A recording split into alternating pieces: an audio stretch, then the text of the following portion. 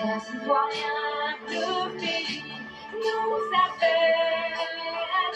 Si nous avons dans la paix, la donner la liberté, notre devoir sera un modèle de l'espérance promise à l'humanité. Bon forgeant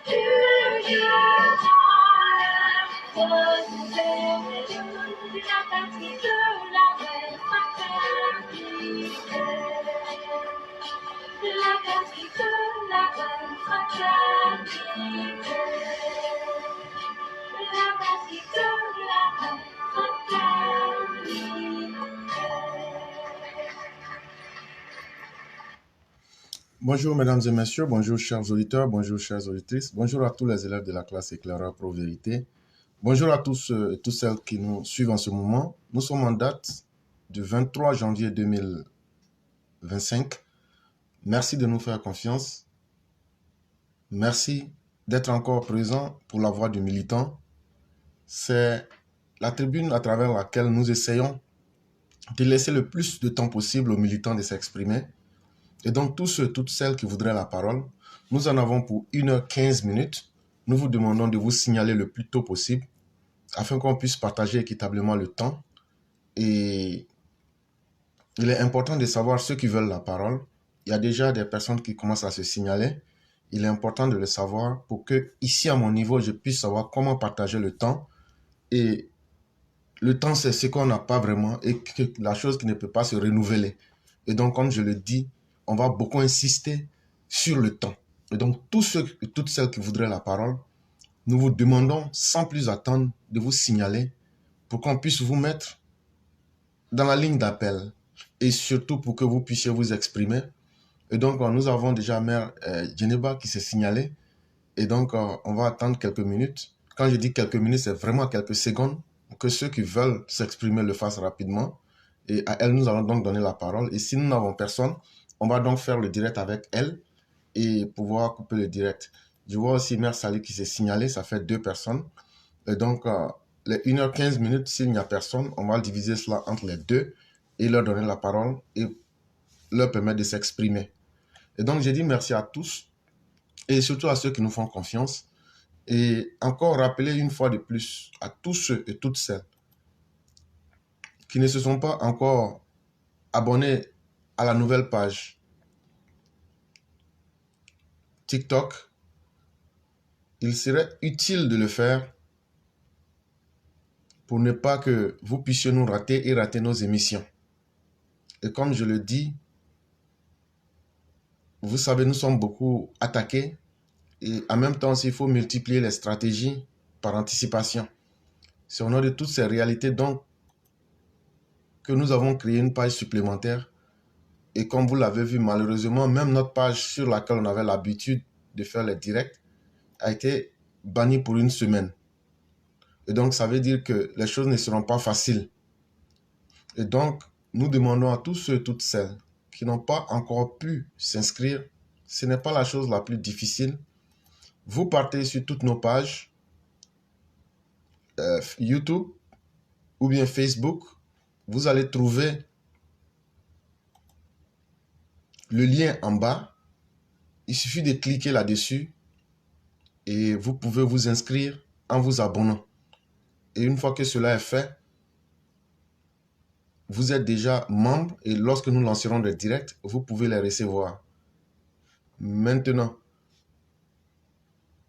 pour ceux qui n'ont jamais fait de TikTok, ce serait impossible de pouvoir s'inscrire. Si vous ne créez pas de compte TikTok, ce n'est pas possible. Et donc, la première chose qu'il faut faire, c'est d'aller d'abord créer un compte TikTok. Tout comme ceux qui sont sur YouTube et qui demandent à prendre la parole pendant les directs, c'est impossible. Il faut que vous ayez un compte Facebook. Et c'est à partir de là que vous aurez un Messenger. Et c'est à partir de là que vous pourrez suivre les instructions que nous donnons ici tous les jours et donc vous pourriez participer. Et donc encore une fois de plus, je rappelle que pour s'abonner, ce n'est pas difficile. vous partez simplement sur une de nos pages Facebook. Depuis le dimanche passé, on a mis le lien. Si vous êtes sur une de nos pages, tout ce que vous avez à faire, c'est de cliquer là-dessus. Ça va vous amener là où il faut. Et vous allez voir, c'est en fond bleu et les écritures sont en blanc. Et tout ce que vous avez à faire, c'est de vous abonner simplement. C'est vraiment important pour ne pas que vous nous perdiez. En ce moment-ci, je vois qu'il y a 450 personnes qui se sont abonnées depuis le dimanche jusqu'à maintenant. Et donc, si nous n'atteignons pas les 1000 personnes, on ne pourra pas lancer des directs. Et malheureusement, on va devoir attendre. Si nous n'atteignons pas, parce que les règles, c'est 1000 personnes, 1000 abonnés. Donc, à ce rythme-là, on ne pourra pas lancer de direct le dimanche prochain. Ça veut dire que il faut peut-être attendre au moins peut-être 2, 3, 4 semaines, c'est-à-dire un mois avant de pouvoir faire un direct. Parce que ceux qui se sont abonnés, si eux-mêmes n'informent pas les autres personnes pour qu'ils s'abonnent, ça ne sera pas chose possible. Et donc, la balle est dans le camp de tous ceux qui disent aimer la classe éclaireur pro vérité et qui aiment nos méthodes et nos émissions. C'est à vous aussi d'inciter les autres à aller s'abonner pour qu'on puisse atteindre les 1000 abonnés. Et comme on l'a dit, dès qu'on atteint les 1000 abonnés, on lance automatiquement le direct pour un test. Et si les choses sont concluantes, on avance. Mais si le nombre d'abonnés n'est pas atteint, nous ne pourrons pas lancer de direct. Et donc, il ne faudrait pas que les uns et les autres soient surpris. Ça sera à vous-même, les personnes qui aiment ce que nous faisons, de vous abonner et de faire abonner ceux qui aiment aussi nos émissions. Et de cette façon-là, on pourra donc le plus rapidement possible reprendre les émissions. Et donc, nous avons 3 personnes. C'est avec ces 3 personnes que nous allons faire la voix du militant du jour. On ne prendra plus personne. Et donc, les 3 personnes présentes, nous allons laisser à chacune d'elles 20 minutes pour s'exprimer. Et ça sera tout. On ne pourra plus prendre quelqu'un. On ne pourra plus prendre de nouvelles personnes. On ne pourra faire qu'avec les 3 personnes. Parce que si on veut changer les règles, ça va complètement nous confondre. Donc, on va se limiter. Comme je l'ai dit, on va être extrêmement dur maintenant avec le temps, sans état d'âme. Donc, une fois qu'on demande aux gens de se présenter, c'est utile de se présenter en ce moment. Une fois que ce temps est passé, si je veux essayer de faire autrement, je joue contre moi-même en fonction du temps. Et donc, c'est à cause de cela, on va demander aux gens, quand on dit c'est le temps de parler, c'est le moment vraiment qu'il faut se présenter. Et une fois qu'on vous dit que c'est fini, qu'on ne prendra plus personne, vraiment, vous allez beaucoup nous excuser, on ne pourra pas. Parce qu'en le faisant, on se fait mal à nous-mêmes en chamboulant tout le programme qu'on a. Et donc, pour éviter tout ça, on va donc essayer d'être vraiment très strict. Et j'insiste, on va être vraiment très strict sur le temps. Et donc, on va commencer. Les 3 personnes que nous allons prendre sont le père Adama Kone, la mère Sali Kone et notre mère Geneva Fofana. C'est avec ces 3 personnes qu'on va faire aujourd'hui le direct. Et à chacune d'elles, nous allons laisser un maximum de 20 minutes pour pouvoir s'exprimer.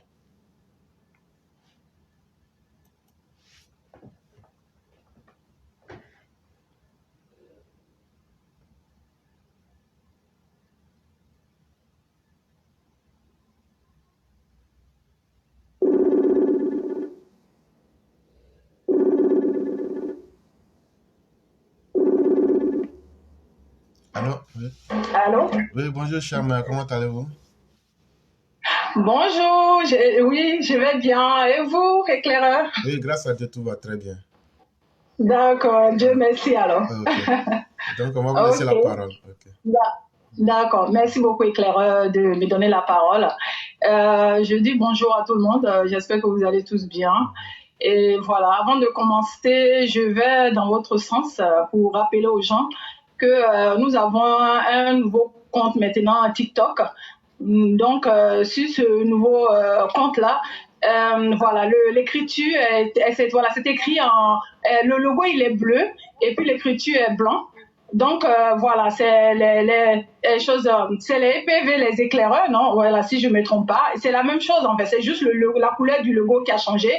Et voilà, éclaireur a mis les liens sur nos directs sur Facebook.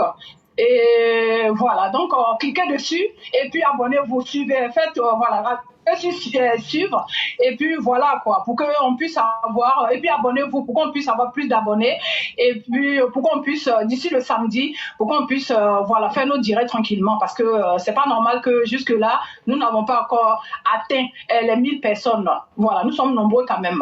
Voilà, il faut qu'on montre notre force. Voilà, notre force de frappe. Parce qu'en ce moment-là, il y a tellement de bêtises qu'on entend en ce moment-là. C'est incroyable. Ok, donc merci. C'était ça pour commencer.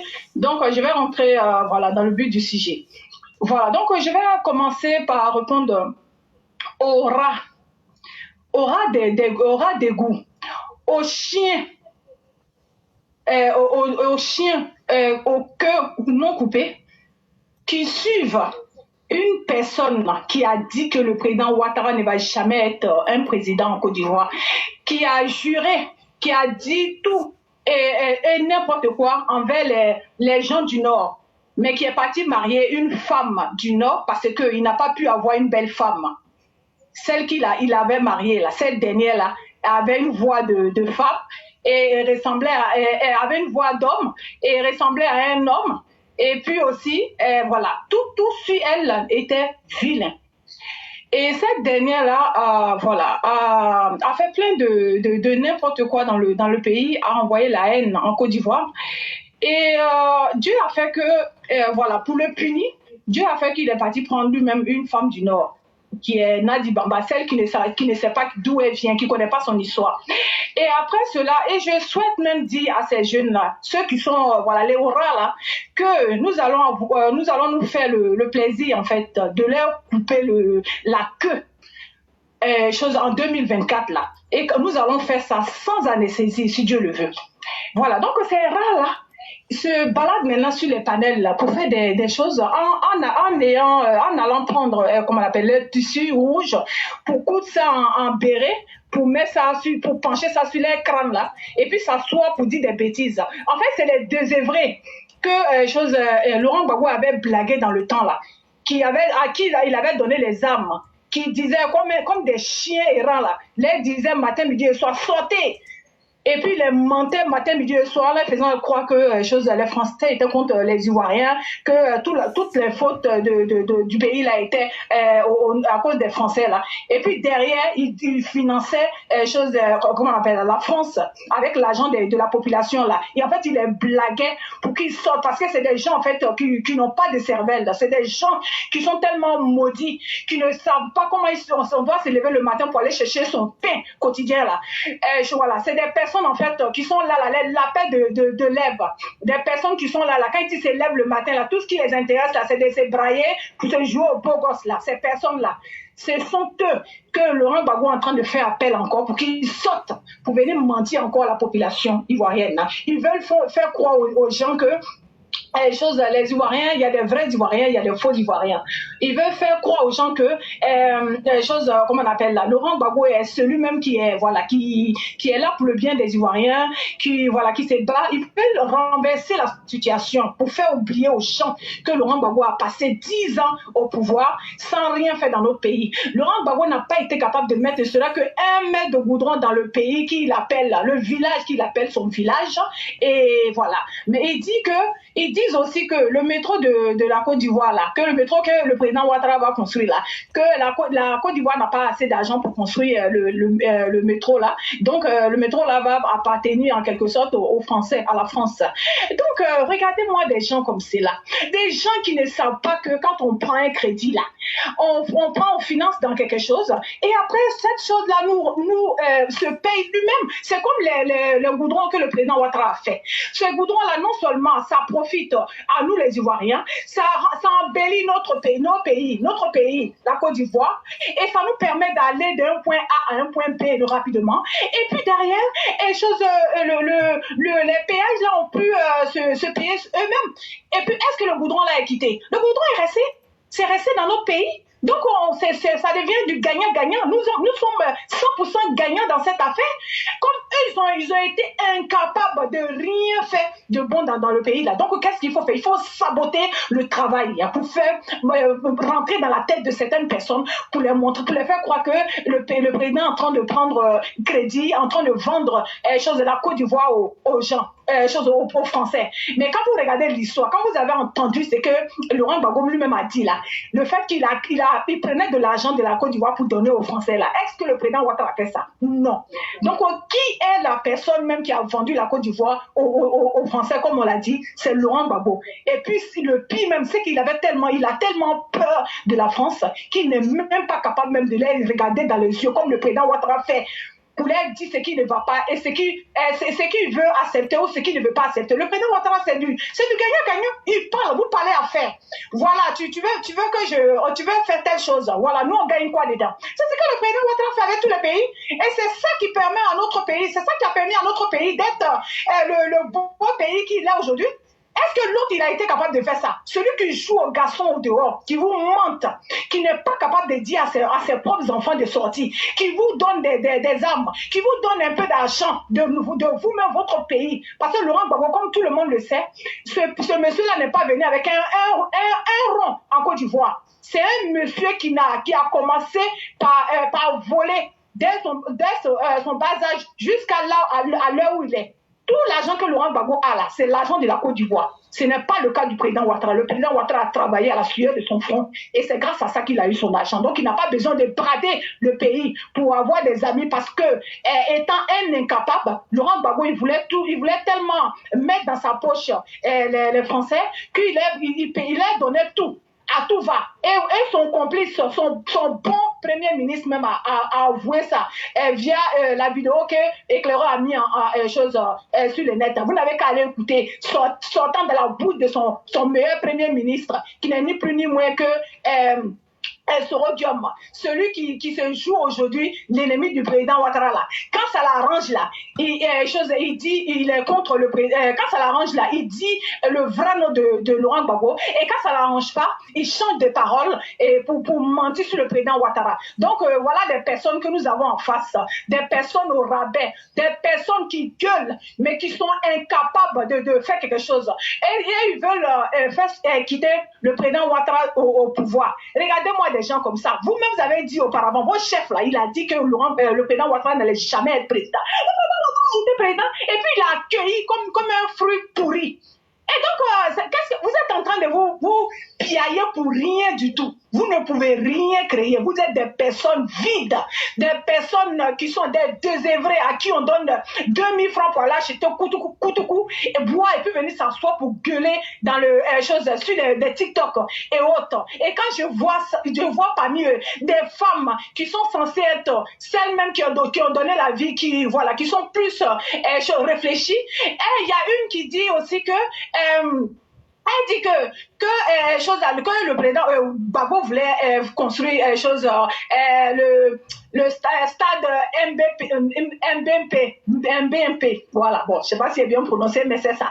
Voilà, donc, et du coup, donc quand il avait demandé à la France que eux, ils ont dit un prix, voilà, une grosse somme. Donc, ils sont allés voir les Chinois. Et le prix des Chinois, ça allait un peu. Et quand Laurent Gbagbo il voulait construire le stade là, mais c'est pendant ce temps-là que Laurent Gbagbo a été enlevé au pouvoir.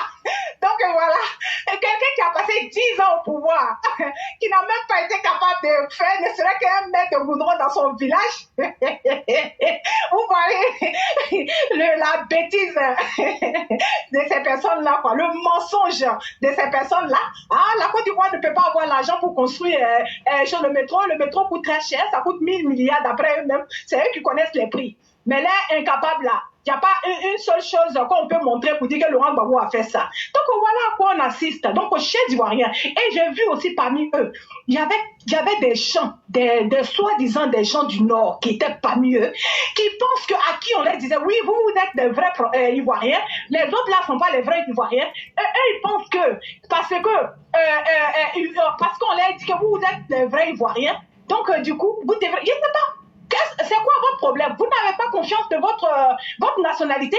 C'est ceux-là qui vont vous dire si vous êtes un vrai Ivoirien ou pas. Regardez-moi des choses comme ça. Quand je pense à ça, ça me fait tellement mal. De regarder un monsieur comme ça, comme Laurent Gbagbo, qui n'a fait que diviser les Ivoiriens. Le président Ouattara, c'est pas ça. Le président Ouattara, là, il est là pour tous les Ivoiriens. C'est le président de tous les Ivoiriens. Il n'est pas là pour casser la tête des Ivoiriens l'un contre l'autre. C'est pas ça le travail du président Ouattara. Le président Ouattara est là pour unir les Ivoiriens.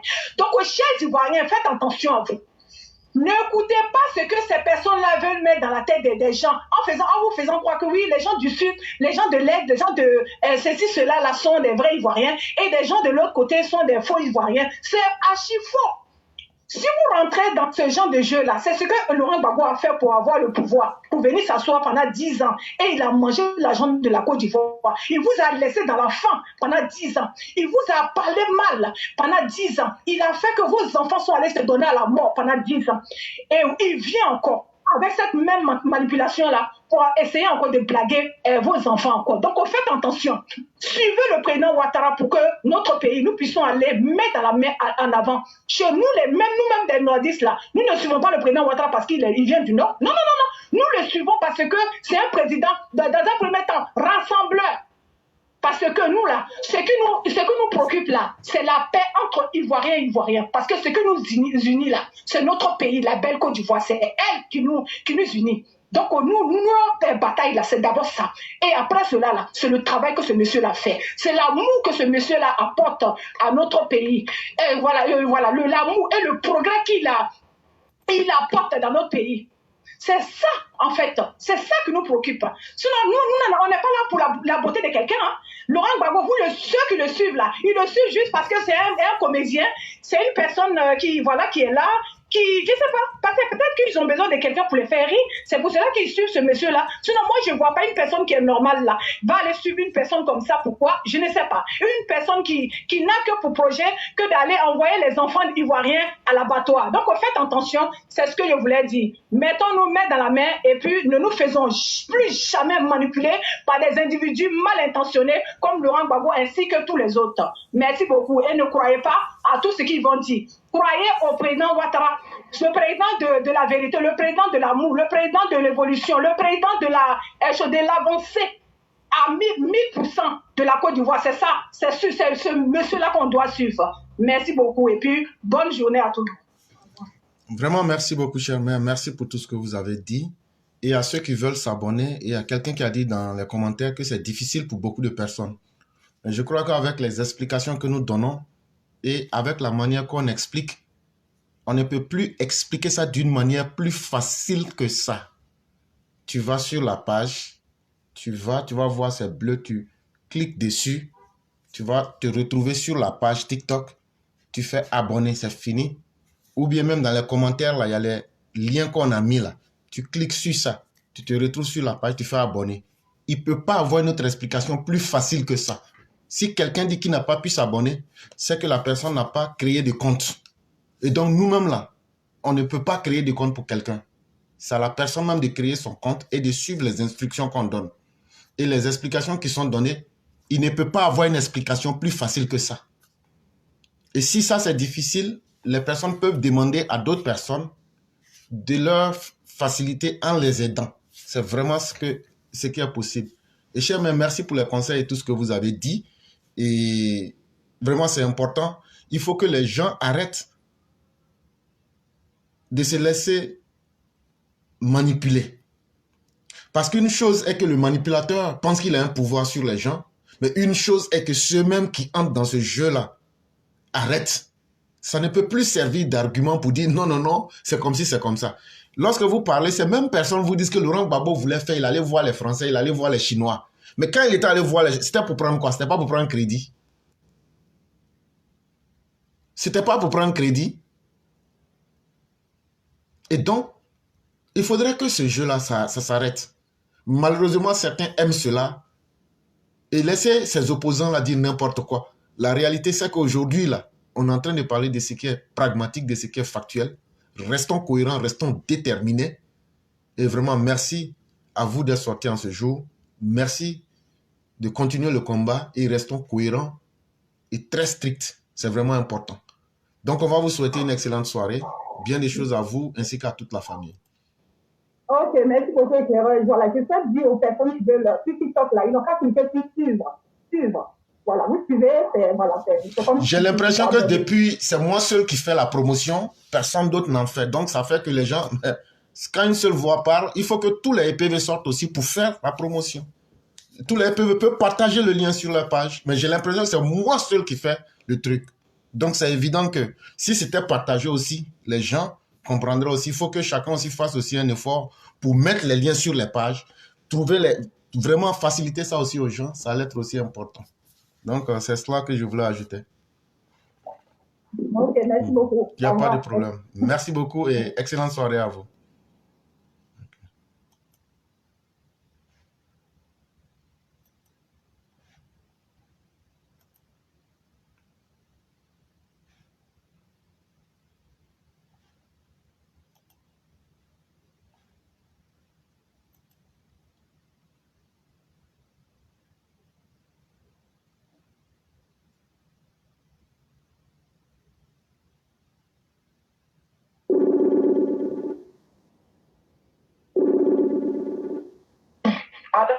Oui, bonjour, cher mère, comment allez-vous? Bonjour, chef frère, je vais très bien. Et toi? Dieu merci, tout va très bien. Alhamdulillah. Et la famille? Tout va très bien. Et de votre côté? Alhamdulillah. Que Dieu fasse grâce. Amen, amen, amen, amen. Ok, donc on va vous laisser votre temps de parole. Ok, merci beaucoup. Bonjour, bonjour à tous les EPV, bonjour à tous ceux qui nous suivent. On va dire merci à Dieu encore pour aujourd'hui la séance de la voix du militant qui nous a permis d'avoir. Donc vraiment bonjour à vous et que vraiment Dieu nous garde dans sa miséricorde. Et abonnez-vous à la page TikTok. Abonnez-vous à la page TikTok. Comme je le dis, EPV, vous ne saviez pas le travail que vous faites sur TikTok. Aujourd'hui, grâce à l'éclaireur pour vérité et ses élèves, TikTok, nos jeunes gens sur TikTok sont en train de changer de manière de combattre. C'est-à-dire, ils sont devenus des radicaux. Voilà. Ils regardent la lutte que l'éclaireur mène et tout le monde essaie de faire comme lui aujourd'hui. Donc, ça veut dire déjà que nous portions beaucoup sur TikTok. Notre première page a été bloquée pour une semaine jusqu'au 28. Et sur cette nouvelle page-là, si on n'a pas les abonnés qu'il faut, on ne pourra pas faire de direct. Alors que vous saviez que quand c'est comme ça arrange l'ennemi au fait. Parce que les gens savent que nous sommes les seuls qui avons une communication différente sur TikTok. Nous, on ne tolère pas les mensonges. Nous, on ne laisse pas passer de mensonges. Et quand c'est comme ça, ça permet à d'autres aussi de pouvoir suivre notre conduite. Donc, nous sommes très, très importants sur TikTok. Abonnez-vous et partagez. Voilà, partagez à dans les différents groupes. Voilà, pour que les gens sachent que c'est une nouvelle page qui est créée pour qu'on puisse avoir les abonnés qu'il faut. L'éclaireur, toute la nuit d'hier, je réfléchissais à cet enfant qu'on ne sait pas s'il est vraiment, vraiment ivoirien.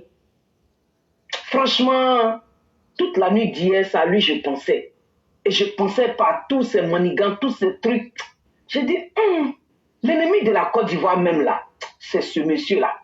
Oui, qui s'appelle Soro Guillaume. Ça, Soro Guillaume, j'ai réfléchi hier. L'éclaireur. Quelque part, je m'assois, je me demande comment nous qui aimons le président, nous qui disons que nous aimons le travail qu'il fait, comment on a pu laisser Soro Guillaume salir le président jusqu'à ce point? Je me suis assis, j'ai réfléchi. J'ai dit c'est parce que les communications ne sont pas coordonnées. L'ennemi, la personne même qu'on doit combattre là même là, c'est Soro Guillaume. Parce que c'est Soro Guillaume, tous ces brouhahas qui se passent là, c'est Soro Guillaume. C'est Soro Guillaume qui est contre la réussite du gouvernement de Papa Addo. Je n'ai pas dit que les autres opposants ne sont pas dedans. Hein. Ils étaient, eux là, on les connaît. Ils étaient là en 2015, qu'est-ce qui s'est passé? Quand Soro Guillaume était le gouvernement là, il y a eu problème. Dès que Soro Guillaume est parti là, tout le monde a pris les ailes. Tout le monde raconte n'importe quoi. Tout le monde, Papa doit devenir l'amusement de tout le monde. La Côte d'Ivoire est devenue l'amusement de ceux même qu'on a fait sortir du feu. Soro Guillaume là, c'est lui le problème de la Côte d'Ivoire. Quand vous-même vous regardez, Faites de retour en arrière. Dami, comment on appelle là, Mali là, Assimi là. Est-ce que Assimi ne venait pas voir le président? Quand Assimi a commencé à changer, c'est pas quand ils sont rentrés derrière, avec lui, en contact avec lui. Damiba était au Burkina là. Damiba n'est pas venu voir le président. Le Niger là, Bazoum n'était pas au Niger tranquille. Depuis que Ibrahim Traoré a fait son coup d'état contre Damiba là. Voilà, Bilal, si Damiba savait que c'est comme ça que ce monsieur allait se conduire là, je ne croirais pas qu'ils auraient laissé tomber. Je ne crois pas à l'éclaireur. Je me suis dit, Damiba s'est dit, ah, comme on dit, c'est moi qui étais faible, donc je vais le laisser, lui, il va aller faire. Petit, il avait son plan. Dès que Soro Gueye est rentré dans son pied net là, son premier ennemi, c'est la Côte d'Ivoire. Ils ont tout fait pour dire que c'est la Côte d'Ivoire qui est l'ennemi de tout. En même temps, voilà Niger aussi qui est rentré dedans. Et il a tout fait pour mélanger tout cela contre la Côte d'Ivoire. Soro Gueye, de la manière tu les as mélangés, Papa Ado là, que Dieu fasse que tu les mélanges eux-mêmes là-bas. Soro Gueye, tu n'auras pas la paix. Parce que toi là, tu as mélangé la rébellion. Maintenant, tu es parti mélanger les gens contre Papa Ado là. Dieu fera qu'eux-mêmes là, tu vas les mélanger. Oui. Ce sont les soroïstes là. Ce sont que les vrais ennemis de la Côte d'Ivoire. Pas les gars, on les connaît. Ils étaient au pouvoir ici et puis on les a. Ils ont fraya. Eux là, on les connaît. Peu d'essayer là, eux là, c'est les bourgeois. Eux, ils n'aiment pas où il y a bruit. Ils font semblant, mais ils n'aiment pas où il y a bruit. Et là, c'est où tout est bon là qui les arrange. Voilà. C'est eux qui se disent, sont les hommes de la paix de Côte d'Ivoire. En cas, c'est les mauvais aussi. Mais eux, ils ne sont pas dans le bruit. Eux, ils veulent que quelqu'un de face et puis voilà. Eux, ils vont venir s'asseoir. Ils sont comme ça. Mais les gars là, eux là, c'est Gabaya seulement. C'est parler. Mais Soro Gueye là, c'est lui-là même qui va chercher les gens pour dire allons-y en groupe contre eux. Il faut que le combat que les RHDP doivent faire là, c'est Soro Gueye. Il faut qu'on montre à ces pays de l'AES là que c'est Soro Gueye là même qui est l'ennemi. Parce que Papa Ado n'a rien fait, il n'a rien contre ces pays-là. Papa Ado va être contre vous-même, pourquoi? Dites-nous. Nous, on cherche même, on va devant, on va derrière, on va à gauche, on va à droite. On ne voit pas où Papa Ado va être contre vous là. En taille là. J'ai parlé un peu en jour là. Aya, moi, je suis en train de faire nika. Moi, je suis en train de faire nika. On est sur le gommier. On va à Papa Alassane. Sur le gommier, il y a un problème. Aya, plein. Sur le gommier, tu m'as semblé. Assimi, c'est un ami. Assimi, tu étais à la Côte d'Ivoire, Papa Ado faire. Sur le gommier, tu m'as semblé. Burkina Faso, l'ami. Est-ce que Damiba, tu étais à la Papa Ado faire? Est-ce que Niger, tu es humanitaire? Sur le gommier, tu as semblé. Assimi, c'est un net. Anya soldat, on en a au dès que Soro Gueye ko damna net Ibrahim fana ni wula ka Damiba ali Ibrahim yɛrɛ tun ka fanga ta peut-être que ma non dɛ ala le ko lɔn parce que ala ko kana fɛn fɔ ima min lɔn peut-être même est-ce que Soro Gueye yɛrɛ le ma Ibrahim tun ka pour ka taga Damiba bɛn wa parce que o kalo tun bɛ bi nɔ dès que Damiba taga la Soro Ibrahim ta o ka Burkina ta min kɛ ni a tun tɛ kɛlɛ la ni Papa Ado ye dɛ mais dès que Soro Gueye ka sen bila Ibrahim kɔrɔ ni Ibrahim ka yɛrɛ kɛ cɛba ye Ibrahim yana karami ale nana kumina yana ko Assimi fana yana nana kumina ko Niger fana ni dɔn ɲagamina o yɔrɔ la Niger fana ni ɲinana o y'a kɛlɛ kɔ bɛɛ ko Papa Alassane Papa Alassane bɛ kɛ aw ya contre la mun na Papa Alassane bɛ ka aw ya mɔgɔw bɔ jɛnini fagali bolo Côte d'Ivoire Papa Alassane de bɛ lafiya di a ya mɔgɔw ma u bɛna wari ɲini Côte d'Ivoire min bi k'o diya ni Soro Gueye taara wula fɔ alu ɲɛna o ka taga n'u bila Papa Alassane na ba Soro Gueye ka fɔ o ko fɔ ale sigi le Côte d'Ivoire fanga na video de yɛrɛ bɛ yen Soro Gueye b'a fɔla mɔgɔw ɲɛna a k'a fɔ ko ala ko ni mana masaya ni ta n'a da tɛna diya ɲa Côte d'Ivoire ni ɲa mɔgɔw la kana pouvoir ni diya ala ma sɔn 2020 na ala yɛrɛ k'a ta k'a bɛ ka taga bila exil la ala mun ko k'a ka kuranna lɔ ala mun ko k'a lamɛn ala la ni ala ka y'a ko kɛ i ko munna ala k'o kɛ a ka ye min a tɛ se ka coup d'état k'an na Côte d'Ivoire min kɛ nin fo a ye taga alu ta ka taga namara k'aw ɲɛ bila Papa Alassane na mais alu fana bɛ min fɔla kɛ sauf ni ala ko tɛ tiɲɛ de ye Soro Gueye de bɛna alu jamana saba ninnu bɛɛ ɲagami ɲɔgɔn na inshallah parce que ala ko ye tiɲɛ de ye Anu tena soro gem ya anu ya mo di fa anu ma nora parce que avec nous mi kelani o eta anu ya mo le fa so nora wala ko sanu ya da yere ni ngara est-ce que soro gem ya ivoire yere le wa soro gem ya ivoire génération jumane anu fait Colombie parce que ils sont qu'à fond qu'il est ivoirien il veut pas nora il est nordais anu fanani mo kan sege Côte d'Ivoire anu nordais sege là il est maintenant en force ça tu veux pas jamana sera muta kana nya mo fa nora est-ce qu'il est ivoirien ya amena ni ngari ke soro gom ya fache na ya mo muto na Côte d'Ivoire sanjuma ame fait colon parce que wallahi bilay il te fait que jamana deye ka kila jamana kotu lata franchement soro gom de Côte d'Ivoire kotu la nyamani fanya ni ngale est-ce que c'est une fois yere loi est-ce que soro gom be bon fait wa ame fait colon parce que te sokata fakilata mo ka kanya jamana don fara il y a mɔgɔ yɛrɛ faga parce que n'a bɛ daminɛ na nɔrɔ la jɔn de bɛna taga premier ŋɔɲɛ mɔgɔw de bɛ taga premier an bɛ fɛ k'o le lɔn a y'a ɲini a y'a sɛgɛsɛgɛ rentrer dans l'histoire a ye don histoire la ka na ɲɛfɔ an ɲɛna ni sɔrɔ jɔn ye ivoirien génération jumɛn de ye on peut savoir ça il est de quelle génération première génération deuxième troisième quatrième septième on veut savoir ça en Côte d'Ivoire an bɛ fɛ k'o lɔn parce que an bɛ kɔn ko la jamana bɛ fɛngɛ na ɲɔ sɔrɔ jɔn de bɛ nin bɛɛ c'est lui c'est sɔrɔ jɔn c'est sɔrɔ jɔn qui est en train de qui ne veut pas que papa doit pouvoir nier la paix sɔrɔ jɔn ko fɛ c'est a tɛ kɛ maintenant taara aw mun ɲagami k'aw bila cɛ an fɛ cɛ la o aw yɛrɛ fa cɛ le fana ni parce que aw bɛɛ ni papa dɔ k'aw pan a dɔw yɛrɛ n'aw de bɛ ɲɔgɔn na donc aw fa cɛ fana le sɔrɔ jɔn de bɛ taa aw mélanger ka na aw ɲɛ bila fa cɛ la.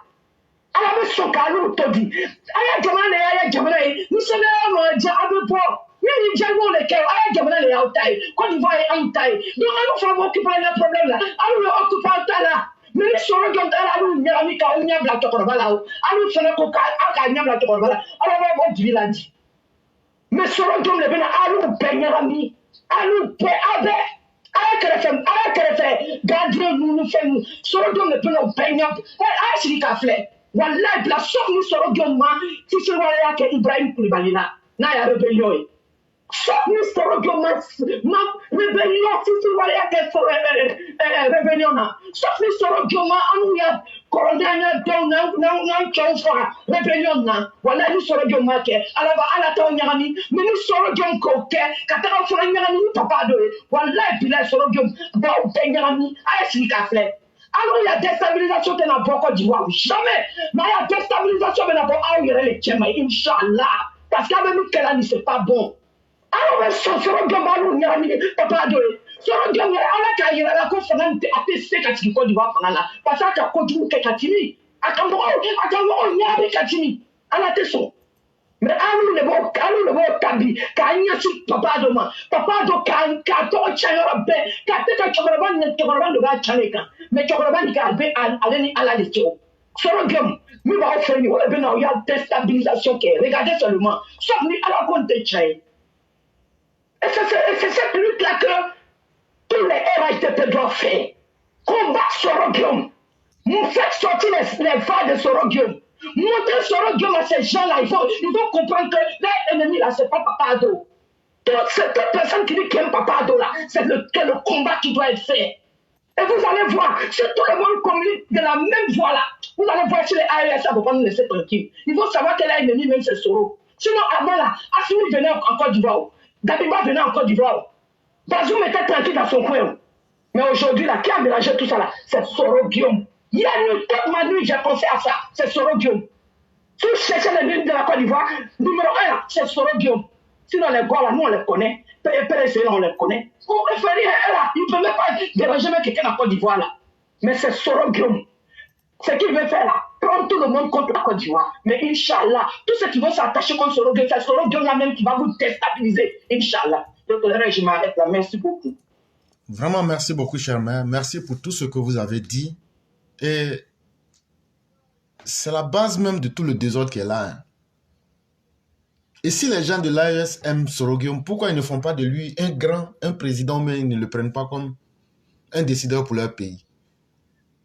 En fait, c'est ce que nous disions, quand l'analphabétisme devient un problème, c'est pas bon. Parce que voyez-vous, on le dit ici tous les jours, ça peut choquer les gens, mais c'est la vérité. Aller à l'école là, c'est très important. Parce que ça fait que toi-même, tu n'es pas un danger contre toi-même. Parce que quelle que soit la manière par laquelle tu prends le comportement des gens de l'AES, ils vont dire, à la fin, c'est pour dire non, on était manipulés. Mais si c'est la vérité là, on vous l'a dit. Et si vous-même vous regardez la réalité là, c'est pas l'assiette dans laquelle tu manges là, c'est pas là-bas que tu vas aller chier. Votre comportement ne fait pas sens. Mais si vous avez décidé que parce que vous vous êtes mis dans une sale situation, que vous voulez faire du mal aux autres, ce n'est pas comme ça que le monde fonctionne. Parce que les autres ne vont pas s'asseoir pour vous regarder leur faire du mal. Voilà aussi la réalité qui s'impose. Et l'analphabétisme qui est chez vous là, c'est ce qu'il faut corriger. Et ça, nous l'avons dit et on va vous le redire. Quand on vous dit ça vous fait mal, mais pourtant c'est une vérité. Tenant au pays ayant les taux d'analphabétisme les plus élevés au monde. 5e position. Ça veut dire les pays où les gens ne vont pas du tout à l'école et puis ils sont bêtes comme des moutons là. Quand on prend le monde entier là, le monde mondial là, le Mali est 5e. Au Mali, le taux d'analphabétisme atteint 50%. Ce chiffre s'explique par un manque d'investissement dans l'éducation, les effets persistants de la pauvreté et l'instabilité politique. 4e position, le Niger. Le Niger enregistre un taux d'analphabétisme de 55%. Le faible nombre d'écoles dans les zones rurales, couplé à des niveaux de pauvreté très élevés, en fait l'un des pays les plus touchés par l'analphabétisme. 3e position, l'Afghanistan. En Afghanistan, le taux d'analphabétisme atteint 60%. Les conflits prolongés et des traditions culturelles qui entravent de l'éducation des filles sont les principales causes de cette situation. 2e position, le Burkina Faso. Vous entendez? Le Burkina est 2e pays le plus analphabète dans le monde entier. Ça là, vous voulez qu'on dise quoi encore? Burkina Faso présente un taux d'analphabétisme de 65%. Ce chiffre est dû à la rareté des ressources éducatives dans les zones rurales et à la pauvreté croissante. Enfin, en tête du classement. Et vous voyez, c'est de cela qu'il est question. Et malheureusement, tant qu'il y aura des ignorants, il y aura des gens comme les Soroguions pour les manipuler. Et les exemples sont là. Vous avez vu en 2015 ce qu'il a fait au Djibril Bassolé et autres. Mais c'est votre problème. Si ça vous plaît, continuez. Mais les conséquences là, ça ne va pas vous rater.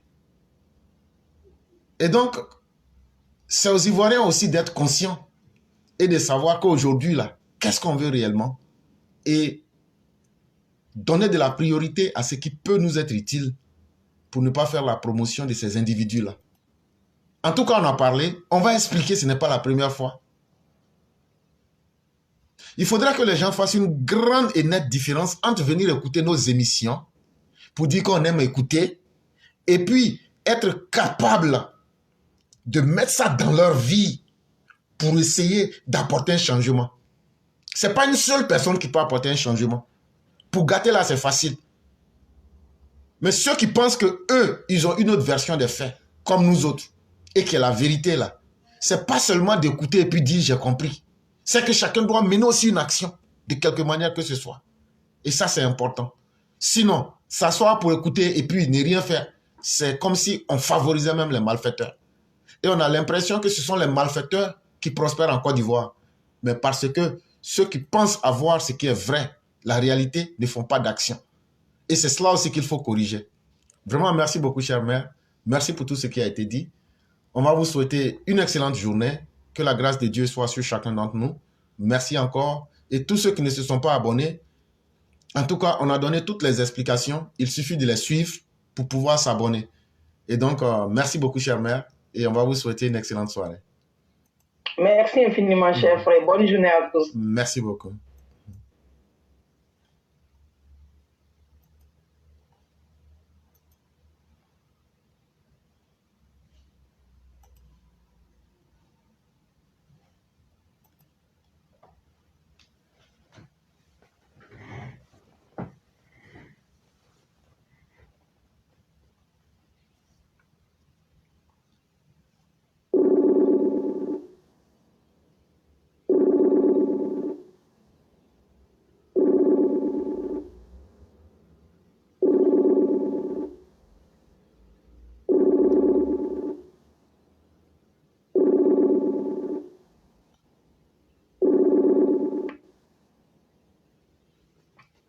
Oui, allô? Oui, bonjour, cher Daniel, comment allez-vous?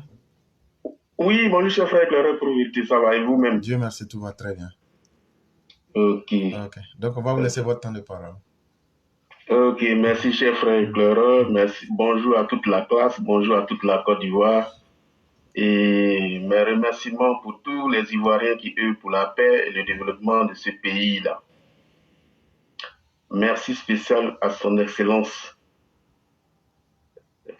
notre papa à tous, Alassane Ouattara, président de la République de Côte d'Ivoire. Et donc, chers frères, merci pour tout le travail que vous apportez. Merci pour les informations pour que nos parents, nos amis et nos partenaires soient informés de ce qui se passe réellement en Afrique et principalement en Côte d'Ivoire. Et donc, pour tout commencer, je vais inviter tous ceux qui sont sur la plateforme. La nouvelle page TikTok, c'est les éclaireurs fond bleu. Il faudra partager dans tous les groupes et surtout s'abonner. Donc, propager l'information pour que les uns et les autres soient informés et surtout aient vraiment les notions de ce qu'ils ne comprenaient pas. Donc, chers frères, je vais commencer on va dire, par rapport à deux mamans qui viennent de passer, merci pour leur intervention. Et Djeneba qui a parlé du métro. Donc, je vais commencer par le cas du métro. Donc, les opposants parlent. Ben, c'est normal, parce que vous savez que ce projet du métro date des années 70. Donc, tous ces opposants-là ont vu le projet dans les tiroirs. Même Tidiane Thiam, qui était comment dirais-je, parce que vous savez, après les grands travaux, sont venus le Bénet. Et donc, voilà, excusez-moi, voilà. Donc, il est venu gérer le Bénet. Et le Bénet, c'est le bureau d'études des travaux, des grands travaux. Il a bel et bien vu le projet du métro. Et il y a eu des pluies de milliards sur la Côte d'Ivoire quand il était avec Bédier. Donc, ce projet de métro, il pouvait bien réaliser, il ne l'a pas fait. Alors que nous savons que ce métro, qui va partir d'Aniamant jusqu'à l'aéroport, va transporter entre 540 000 et 1 million de passagers par jour. Les résultats de cette exploitation, ça va être un gain pour la population, une facilité de déplacement, donc fluidité au niveau des transports abidjanais. Donc, réduction aussi du taux de mortalité lié aux accidents. Les accidents, nous les assistons, nous les voyons tous les jours occasionnés par les bacs à mangue, donc ces minibus qui circulent entre les communes d'Abidjan. Et donc, nous sommes impatients parce que la livraison de ce métro, normalement, est prévue pour cette année 2025. Et tous les Abidjanais seront heureux de voir que cette ligne-là va pouvoir aider beaucoup les Abidjanais dans leur déplacement. Alors, Babo aussi, il avait la possibilité, même s'il ne faisait rien d'autre, il pouvait faire quand même ce métro. Au moins, ça allait rester une grande trace, une véritable trace, quelque chose de souvenir vraiment de lui. Mais il a préféré financer les pays qui organisaient, c'est lui-même qui l'a dit, c'est pas moi, c'est Gbagbo même qui a dit qu'il participait à toutes les élections qui se faisaient en tout cas dans les pays africains. Et donc tout le monde le sait aussi, pour rappel, au lieu que Chirac nous viennent en aide financièrement. Lui, il a préféré donner 2 milliards. Alors, dans ce projet de métro, je crois qu'il ne peut pas dire, puisque ça fait partie, selon lui-même, qu'il a qualifié de la partie utile de la Côte d'Ivoire. Donc, en temps normal, il pouvait, puisqu'il avait beaucoup d'argent, parce que c'est pas moi. Il dit qu'il même il prêtait. Donc, au lieu de prêter, il pouvait faire ce projet. Ils ne l'ont pas fait. Et ils estiment aujourd'hui que ça coûte cher. Vous voyez, les Ivoiriens, il faudrait que vous fassiez la différence entre celui qui vient construire et ceux qui veulent brûler, ceux qui veulent détruire celui qui a mis son temps pour construire ce pays-là aujourd'hui. Tout le monde est fier de voir bien transformé. Malheureusement, il y a certains qui pensent que si eux, ils ne viennent pas aux affaires, pourtant ils y ont été. Ils n'ont pu rien faire réaliser. On voit les PDCI qui disent un certain nombre de tronçons, notamment la côtière. Oui, que ça, c'est le Bédier. Mais Bédier, nous tous, on a vu. Moi-même, j'ai pratiqué et je suis passé sur cette côtière-là au temps de Bédier. Et vous ne pouvez pas voyager tranquillement parce qu'il y avait un pont.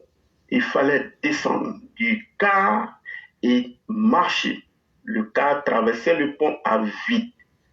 Donc, je ne sais pas s'il a fait ça, quel était l'objectif de faire cette côtière à moitié, mais grâce à l'arrivée, grâce au travail acharné de son Excellence Alassane Ouattara, tout le monde le sait, la côtière a été une réalité aujourd'hui. Personne ne descend d'un pont, du car pour traverser un pont. Et je ne crois pas que ça, c'est une manière de dire que ça a été un travail bien fait. On a pas mal de tronçons aussi, notamment au Djéné Boundiali, où les machines, beaucoup de machines ont eu beaucoup de machines étaient stationnées et ce tronçon-là, grâce à son Excellence Alassane Ouattara, qui a pu terminer ce tronçon. Merci beaucoup pour tout. Et donc, je peux citer pas mal de tronçons commencés et non achevés. Et même les PPAC, c'était aussi ce qu'eux faisaient. Ils commençaient des travaux, ils ne terminaient pas. Mais le président, son Excellence Alassane Ouattara, c'est un homme de concret, un homme de travail. Donc, je pense que les Ivoiriens doivent encore le maintenir pour la stabilité et même les étrangers aujourd'hui. Il faut qu'on leur rappelle. On rappelle à tous les Haïtiens qui vivent sur notre territoire que leur paix, en tout cas existence en Côte d'Ivoire, tient à son Excellence Alassane Ouattara. Malheureusement pour eux, il faut qu'ils comprennent qu'après son Excellence Alassane Ouattara, nous allons les déporter par millions. Et merci à Donald Trump. Ils vont dire, lui là, il est méchant. Pourquoi traiter quelqu'un qui renvoie ses propres, en tout cas, qui envoie quelqu'un dans son propre pays? Est-ce que c'est méchant? Quand vous voyez les décisions de Trump, et moi je partage votre analyse de l'avant-hier, mais il taxe les produits entrants. C'est vrai qu'il aura une diminution beaucoup, peut-être même suppression de l'agora. Donc, il vise à développer ces pays-là qui sont dans un certain nombre de besoins de façon économique. Mais nous, Africains, est-ce que c'est méchant? 65 ans, après que nous-mêmes on dit qu'on peut se prendre en charge, est-ce qu'on doit continuer à tendre la main? Est-ce que l'aide va s'arrêter un jour? Est-ce que nous-mêmes on ne peut pas se prendre en charge? Prenez un exemple. Le Nigeria, l'homme le plus riche de l'Afrique, pour ceux qui ne le savent pas, il s'appelle Aliko Dangote. Il a investi 20 milliards de dollars dans une méga raffinerie de pétrole. En passant, sachez que le Nigeria est le premier producteur de pétrole en Afrique. Alors, ce monsieur-là construit cette méga raffinerie afin d'éviter les exportations, donc les allers-retours de matières premières et le retour, ça va être un produit fini. Et c'est ce que le monsieur a vu, il le fait sur place.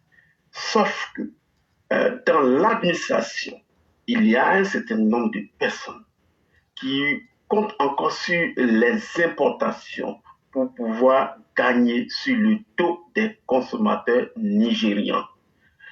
Vous savez que quand on importe, il y a toujours les importateurs en réalité qui sont bénéficiaires. Et ce monsieur Aliko, d'un côté, dans sa méga raffinerie, il produit du bon pétrole, produit fini de pétrole. Les Nigérians préfèrent, sinon l'administration, les personnes véreuses qui sont dans l'administration, sinon dans le gouvernement, préfèrent laisser le produit de ce monsieur-là et exporter les produits, les matières premières pétrolières et importer et donc venir vendre le produit fini. Si Trump dit qu'il va taxer, mais c'est une excellente chose. Nous, Ivoiriens, le président de la République nous a dit un jour qu'il fallait mettre de l'eau dans notre Nyamakoudji. Nyamakoudji, ça veut dire quoi? C'est du jus de gingembre accompagné de citron. Mais nous, pourquoi, quand vous allez dans n'importe quelle manifestation, vous allez trouver du Coca-Cola, c'est pas ivoirien. Pourtant, le gingembre qui est là, je ne vais pas égrener les 12 bienfaits du gingembre, mais sachez une chose, que le gingembre seul favorise la perte de poids, permet combat les douleurs de l'estomac, prévient l'apparition du diabète et du cancer. Il y en a bien d'autres. Quand vous combinez le gingembre au citron, vous comprenez très bien que le bienfait est multiplié. Ajoutez le miel à cela, vous savez que ça fait un très bon cocktail. Et c'est nous qui devrons, en tout cas, faire la promotion de ces cultures dont nos terres sont favorables. Malheureusement, si nous ne faisons rien, les orpailleurs clandestins, ils vont appauvrir nos sols, ils vont détruire nos forêts. L'appauvrissement du sol, comment ça se fait? L'appauvrissement de nos eaux qui sont détruites, qui seront démunies de nos produits, des insectes. Et ces insectes que vous voyez, notamment les mouches, les abeilles, et bien tout ce qui est vers des terres sont des agents qui favorisent l'agriculture. Donc, tous ceux qui font des produits, comme des produits qui font la culture, des produits fruitiers, tels que le citron, la mangue, l'orange, l'ananas qui n'est pas un produit fruitier, excusez-moi, mais ce qui est certain, c'est que la pollinisation, donc tout ce qu'il y a comme arbre qui fait des fleurs, ces abeilles-là sont capitales, voilà, pour le bon goût de ces produits-là et qui favorisent aussi la production massive de ces produits parce que vous savez que le phénomène de ces arbres fruitiers-là, il y a ces insectes qui font, il y a aussi le vent qui rentre dans la pollinisation et donc qui fait que les arbres en réalité produisent beaucoup plus. Les abeilles, l'avantage aussi, c'est qu'ils vont nous produire du miel. Le miel, tout le monde sait très bien que le miel a aussi des bienfaits. Et ce miel-là, pour produire du miel, il faut juste, dans chaque champ de citron, d'orange, de mangue, installer des ruches sur pratiquement tous les espaces de votre champ. Je ne dis pas de faire chaque mètre carré une ruche. Non. Mais vous installez, ça fait que vous avez une production de miel. Et le miel, vous savez que le litre coûte cher. Donc, ça augmente vos chiffres d'affaires. Quand certains disent qu'il n'y a pas de boulot, pourtant, dans nos pays africains, 70% de la population travaillent dans le domaine agricole. Pourquoi je vais sur ce côté-là? Parce que dans les 70%, il y a une grande partie, malheureusement. L'agriculture chez nous est mal vue. Quand vous allez en Europe, quand vous allez aux États-Unis, nos agriculteurs, les agriculteurs de ces pays-là, travaillent en 12, sinon en 10 et 14 heures par jour. Nous-mêmes qui sommes ici même, en Europe, les travaux que nous fuyons l'agriculture, sinon les travaux champêtres, pour venir travailler 12 heures, voire même plus. Et si nous pouvions le faire chez nous, au lieu de travailler 12 heures, 10 à 12 heures, allez-y voir dans les villages et dans les campements, les gens travaillent en réalité maximum 4 à 5 heures par jour. Résultat, nous travaillons maximum 100 jours sur 365. Après, nous allons dire, le peuple a faim. Bien sûr que le peuple va avoir faim. Parce que nos besoins, il faut aller voir quels sont nos besoins. Mais on n'a même pas besoin d'aller voir. Parce que quand tu as faim, tu dois savoir que ce que tu as cultivé est très peu. Donc, si tu travaillais 4 heures par jour, il faudra voir s'il ne faut pas travailler 8 heures, voire 10 heures. Même s'il fait chaud, il faut aller très tôt et puis se reposer au moment où il fait chaud. Jusqu'à la tombée du jour, je sais qu'avec ce rythme, vous allez pouvoir vous nourrir vous-même. À titre de rappel, pour ceux qui ne savent pas, la Chine, dans les années 1949, ça mourait par milliers de faim. Mais au jour d'aujourd'hui, tout le monde importe, sinon notamment nos pays africains, importent du riz et même d'autres produits de la Chine. Vous ne trouvez pas ça honteux? La Chine qui est devenue depuis 2016 premier producteur d'articles. Nous les Ivoiriens, c'est honteux. Même si on vient d'obtenir le label Atchiké, c'est bien. Mais que les Chinois nous prennent cette première place, c'est très honteux. Il faut que nos opposants se mettent au travail et de cesser de pleurer, de cesser de s'alarmer. Au lieu de vendre vos terres, au lieu de contribuer à la destruction de nos eaux, de nos terres, de nos forêts, par les gens de l'AES, qui constituent les 70% des orpailleurs clandestins. Il faut fermer, il faut éradiquer cette exploitation qui constitue déjà, on m'a dit, une perte pour nous. Et ils s'en foutent. Ils finissent de détruire notre environnement, ils rentrent chez eux tranquillement. Ils servent aussi de nids, des fouteurs, des voyous, des déstabilisateurs. Ensuite, ils contribuent au financement du djihadisme, au financement de ceux-là même qui veulent nous détruire, qui veulent nous déstabiliser, qui veulent s'attaquer injustement à la Côte d'Ivoire. Pourtant, ce pays-là qui a été le pays hospitalier de tout genre, on a ouvert grandement nos portes, tout le monde s'y est installé. Aujourd'hui, au niveau de l'agriculture, les AESiens ne se limitent plus à cela, puisque les terres même en réalité, ils venaient pour travailler et retourner, ou bien ils étaient considérés comme des contractuels. Aujourd'hui, ils achètent les terres, ils détruisent par leur paillage clandestin. Et donc, il faut faire quelque chose. Ça ne peut pas continuer. On ne peut pas laisser des individus quitter chez eux. Combien sont les Ivoiriens qui sont dans ces pays-là, qui font de ces actes ignobles et qui rentrent tranquillement en Côte d'Ivoire? Non, je ne crois pas.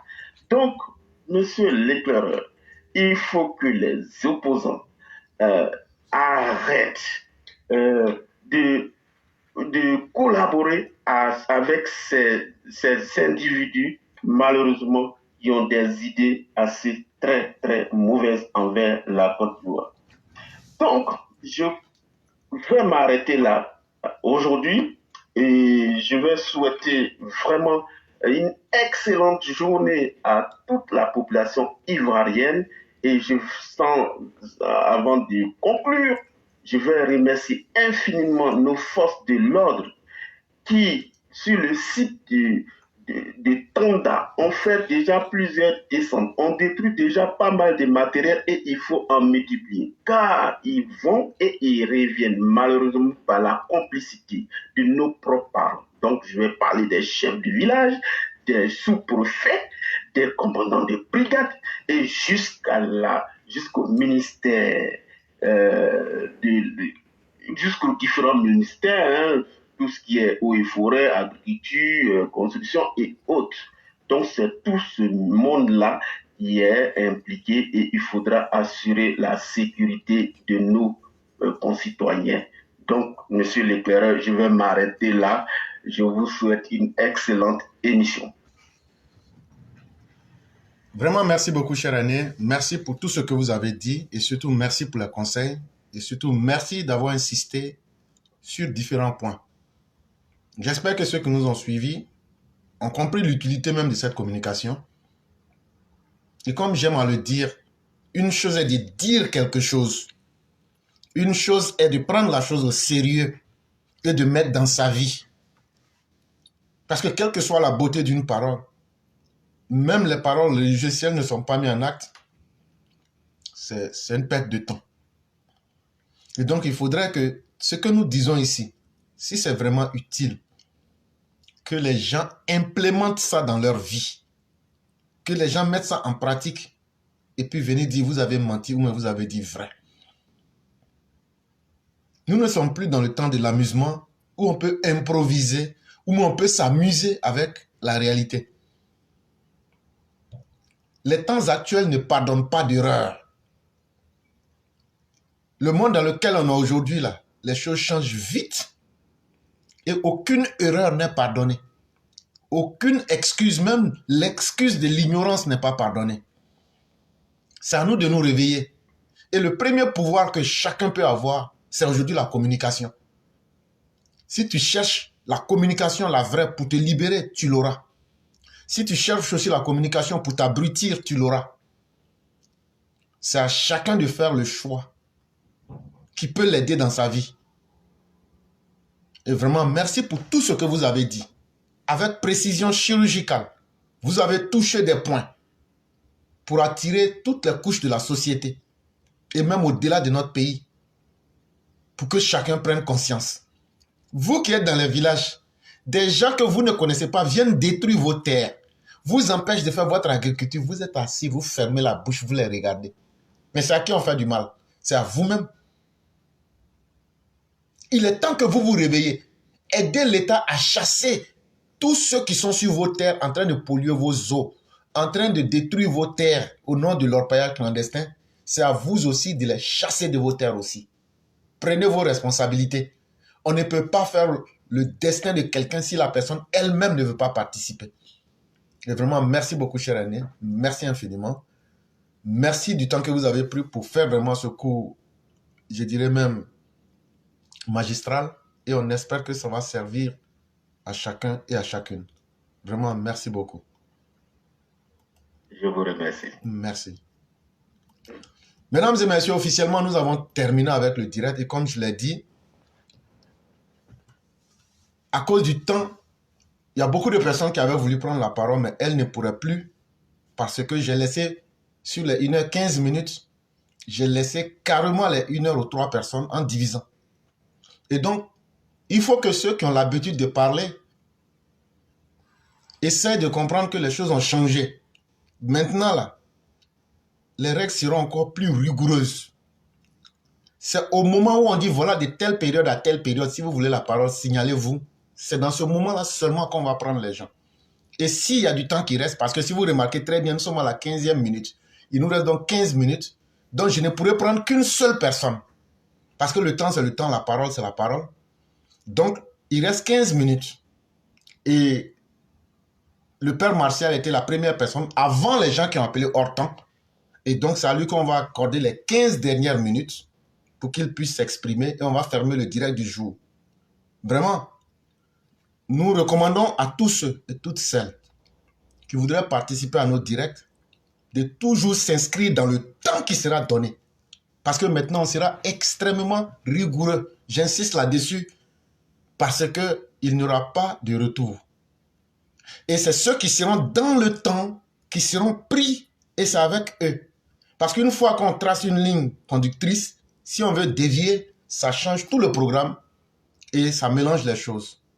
Et donc, pour ceux qui n'ont pas vu les notifications à temps, ou bien le direct, on pourra remettre ça un autre jour. Et je dis merci à tous. Et c'est avec le Père Koulibaly, c'est à lui que nous allons laisser les 15 dernières minutes pour pouvoir fermer le direct du jour. Pour ma part, je vous dis merci. Et je souhaite excellente journée ou soirée à ceux qui sont déjà dans la soirée. Merci à chacun et bien des choses à chacun et à chacune. Et comme dirait Mère Blanc, je vous souhaite une mirifique soirée. Ça veut dire magnifique.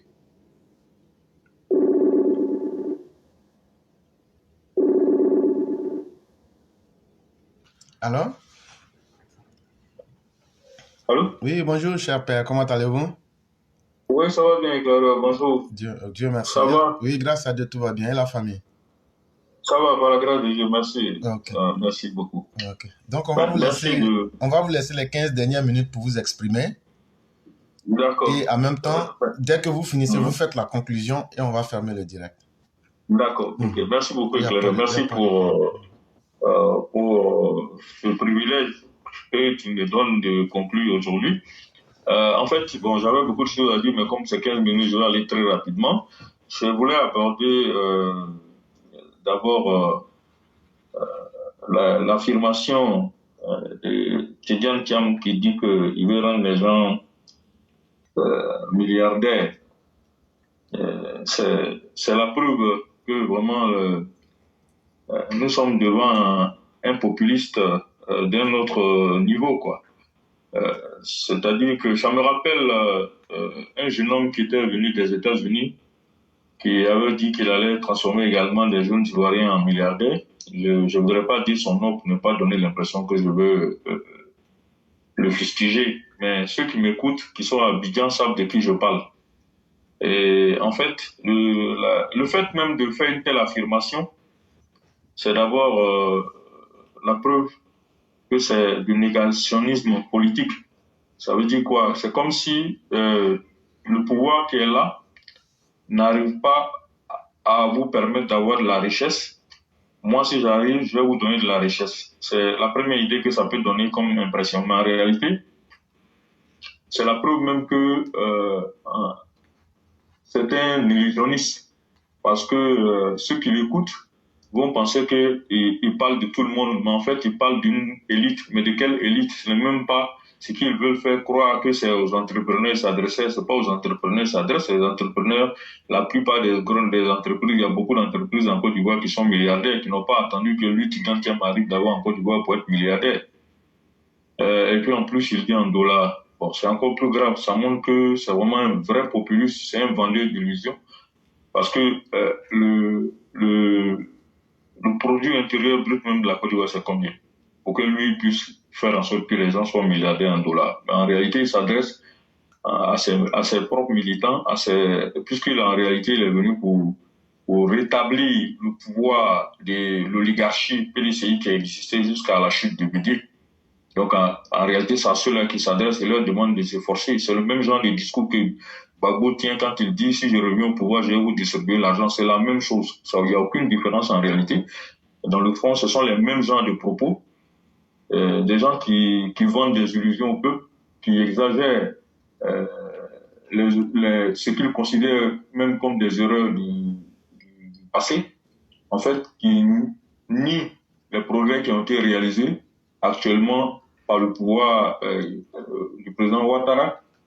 Ils veulent réécrire l'histoire par certains de leurs propos mal placés et malencontreuses. Ensuite, ce sont des gens qui, tout simplement, sont motivés par quoi? Ils pensent que ce sont une stratégie de mobilisation qu'ils veulent utiliser de cette façon-là. Donc, en réalité, il fait ça pour faire croire à certaines personnes que si lui arrive au pouvoir, ils auront le bonheur. Mais en réalité, nous savons tous que c'est une chimère qu'il est en train de vendre aux gens. Ce sont des propos tellement mensongers et c'est triste. Il dit, il fait une affirmation lapidaire, mais il n'explique même pas comment il va faire pour produire de la richesse. C'est d'abord ça qui est le plus important. Parce que pour être crédible, il faut même expliquer comment tu vas faire. Il n'en parle pas, il lance comme ça pour pouvoir toucher les émotions des gens. Mais comme on n'a pas assez de temps, je vais m'arrêter là. Peut-être qu'on aura l'occasion une autre fois d'approfondir. Je pense que tu as déjà fait une analyse très approfondie dans un autre sens sur ces propos-là. Maintenant, je voulais arriver au problème sécuritaire auquel nous faisons face en 2025 ou auquel nous devons faire face en 2025. Je pense que ce qui s'est passé à Bétier, pour moi, comme tu l'as dit la dernière fois, c'est un essai, c'est un ballon d'essai. Par rapport à ça, on a vu le communiqué du procureur de la République. Je pense que les autorités ivoiriennes devraient prendre véritablement des dispositions. Et dans le rapport du Conseil national de sécurité, le président a demandé à ce que l'état-major lui prépare quelque chose pour justement, mettre en place un dispositif, lui présente un dispositif de sécurisation des élections, mais de sécurisation même pour 2025. Je pense que par rapport à ça, ils doivent tenir compte de ce qui s'est passé à Bétier, et je pense qu'ils le feront pour pouvoir justement prendre des dispositions idoines pour nous éviter des désagréments. Déjà, on voit bien que c'est le remake de 2020 qui est en train de se préparer. Parce que quand on lit les faits rapportés par le procureur, on ne peut pas comprendre que des gens, des populations viennent attaquer une brigade de gendarmerie tout simplement parce que ces populations-là sont en désaccord avec ce qu'un gendarme aurait fait. Il y a des voies juridiques. Pourquoi ils ne sont pas allés poser plainte au tribunal militaire s'ils estimaient qu'ils sont dans leur bon droit? La moto en question qui a provoqué tout ce problème-là, et la moto n'aurait pas de papier. Moi, je suis dans un domaine d'activité qui fait que je crois à 90% que c'est vrai. La plupart des motos qui circulent en Côte d'Ivoire actuellement, la plupart n'ont pas de papier. J'ai un client qui a fait un accident, c'est même un capitaine de la police. Son véhicule a été percuté par une moto, mais la moto n'a aucun papier. Il m'a appelé pour déclarer l'accident, on a fait le nécessaire, mais il me dit la moto, lui, il déclare juste pour ne pas que demain, les gars viennent dire que lui, il leur a fait qu'il aurait fait du mal à celui qui conduisait la moto. Donc en fait, ce que les gens ont dit dans le rapport, j'y crois, je dirais, comme je l'ai dit, à 90%, parce que la plupart des motos qui circulent à Abidjan n'ont pas de papier. Quelques rares motos ont des papiers. Donc ce n'est pas surprenant, c'est pas parce que vous n'avez pas de papiers, on confisque la moto. Si vous voulez venir récupérer, vous apportez les papiers de la moto, vous récupérez votre moto. Si vous n'en avez pas, vous venez négocier avec les gendarmes, vous récupérez votre moto et vous allez faire ce qu'il faut faire. Mais ce sont comportés en bandits. Mais en fait, ce ne sont pas des bandits, ils ont été instrumentalisés. La preuve, c'est que quand il y a quelqu'un qu'on a arrêté, il y a une photo qui circule sur les réseaux sociaux, la personne porte des gris-gris. Donc ça, on voit bien l'idée qui est derrière. Donc vraiment, cette histoire de sécurisation des élections 2025, nous avons confiance aux autorités de la République de Côte d'Ivoire, mais il faudrait que vraiment les gens prennent des dispositions vigoureuses pour essayer de contrecarrer toute velléité de déstabilisation du pouvoir. Parce qu'on voit bien que le problème du négationnisme politique dont j'ai voulu parler dès le début, là, tout ça s'inscrit pour préparer les esprits. Pour préparer les esprits d'un certain nombre de citoyens, de l'opposition surtout, pour les amener à accepter de se sacrifier de cette façon-là. Accepter d'aller attaquer une brigade de gendarmerie. C'est tout simplement un acte suicidaire. Tout le monde le sait. Si les gendarmes avaient voulu réagir comme il se doit, de façon idoine, il y aurait eu des morts dans les camps des manifestants, et puis les gens allaient interpréter ça autrement. Ils allaient essayer de s'en emparer, ou essayer d'aggraver les faits sur les réseaux sociaux, et puis faire croire qu'il y a eu atteinte aux droits de l'homme, alors qu'en fait, il n'en est rien. Donc ça, c'est une réalité. L'autre élément que je voulais aborder, il circule sur les réseaux sociaux également, qu'Israël aurait refusé de livrer des armes, enfin des commandes, d'honorer des commandes à la Côte d'Ivoire. Bon, certains opposants sont contents, ils disent que c'est une bonne chose. Bon, moi, je pense que pour moi, c'est un effet d'annonce. Tout simplement, ça participe de ce que nous savons tous. On est toujours dans la tentative de déstabilisation. Parce que je ne vois pas pourquoi est-ce que Israël va, même si c'est vrai, la plupart, il y a plusieurs autres pays, on est dans une diversification de nos partenariats, même pour les achats des armes. Si l'Israël ne veut pas honorer les commandes, mais on peut annuler les commandes. Et puis, la Chine peut nous livrer. Il y a d'autres pays qui produisent des armes qui peuvent nous livrer. Donc, moi, je ne vois pas où se trouve le problème. Franchement, pour moi, c'est pas un problème en soi. Et puis, c'est comme ça. Je ne vois pas en quoi est-ce que la Côte d'Ivoire n'est pas frappée par un embargo sur les armes. Donc, je ne vois pas pourquoi est-ce que Israël peut refuser. Parce que nous sommes dans une année électorale. Le président Ouattara, depuis qu'il est arrivé au pouvoir, n'a jamais utilisé son pouvoir létal pour attaquer la population. Il y a eu plusieurs tentatives, même le cas des Bétiers, c'est un exemple concret. Si le pouvoir était dans une idée de destruction de la population ou bien simplement de violation des droits de l'homme, depuis longtemps, les gendarmes allaient réagir. Même le renfort qui est arrivé là est venu plutôt pour calmer les esprits et pour essayer de maintenir l'ordre public, c'est tout. Donc ça veut dire que les gens se sont comportés jusqu'à présent en républicains. Ils ont utilisé de façon mesurée les réponses aux tentatives de troubles de l'ordre public. Même les tentatives de déstabilisation avérées que le pouvoir a constaté n'ont jamais été réprimées dans la violence ni dans le sang. Pas du tout. Donc je ne vois pas pourquoi est-ce que l'Israël aurait fait ça, mais qu'à cela ne tienne. On a la possibilité de diversifier nos partenaires pour les achats d'armes, mais ils n'ont pas intérêt à ce que cette histoire-là perdure.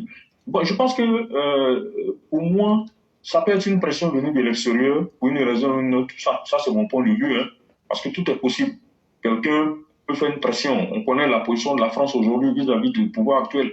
La France veut positionner forcément Tidiane Thiam comme étant leur cheval qui doit désormais gagner et prendre le pouvoir en Côte d'Ivoire, sauf qu'ils se sont trompés de cheval, malheureusement pour eux.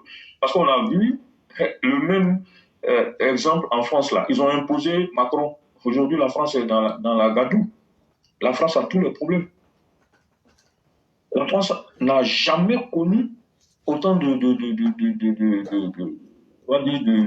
problèmes que sous tous les autres présidents. Macron, à mon avis, ont été meilleurs que lui. Parce qu'aujourd'hui, les Français ont tout perdu. Ils ont perdu leur aura internationale même. La considération que les gens avaient pour la France sur le plan international, notamment en Afrique, tout ça s'est perdu. La bataille d'hégémonie, la bataille de géopolitique que la France a perdue dans le Sahel, là, c'est dû à Macron. Sarkozy n'aurait jamais perdu une telle bataille, ni même le président que Macron a remplacé, j'ai oublié son nom, François Hollande. François Hollande n'aurait pas perdu une telle bataille. Macron a une autre préoccupation, qui n'est pas la préoccupation, ça c'est son problème de toutes les façons, qui n'est même pas la grandeur de la France. Il y a d'autres domaines là, quand vous touchez là-bas, vous voyez que automatiquement l'Élysée réagit. Ça c'est son problème. Quand on parle de Woubi là, il est dans tous ses états. Mais en dehors de ça là, les autres vrais problèmes de la France, ça ne l'intéresse pas. C'est en France, on a vu Gilets jaunes faire grève pendant des mois, presque une année. Les gens sont en train de faire grève. Tous les week-ends, ils descendent dans les rues. Ils n'ont jamais pu trouver des solutions. Le cycle politique français n'a jamais été aussi instable que en tout cas dans la 5e République, que sous Macron. Donc, si vous acceptez de prendre un individu qui est sorti de la même école que Macron, c'est-à-dire que quand ils sont sortis de la même école, ils sont tous en réalité des anciens de Mackenzie. Tidiane Thiam là, s'il arrive, mais s'il arrive au pouvoir, il va prendre la Côte d'Ivoire comme une entreprise. Et comme il n'a jamais géré une entreprise, il n'a jamais bien géré une entreprise, ben vous savez à quoi il faut vous attendre. La Côte d'Ivoire sera un pays en faillite. Et je vous le dis. Hein. Mais Dieu merci, nous allons faire en sorte de lui barrer complètement la route. Nous allons faire en sorte qu'il n'arrive jamais au pouvoir. Ça, il peut se le tenir pour dire. Nous allons prendre toutes nos dispositions pour faire en sorte que ce monsieur n'arrive jamais au pouvoir. C'est vrai. les tentatives de déstabilisation viennent de partout, en interne comme en externe. Ça montre l'importance du pouvoir, l'importance de la Côte d'Ivoire, ça montre aussi l'importance du pouvoir du président Ouattara. Parce que plus la lumière grandit, plus aussi l'ombre grandit. Et ces gens de l'opposition constituent pour moi l'ombre. C'est le diable incarné. Et c'est multiforme et multidimensionnel.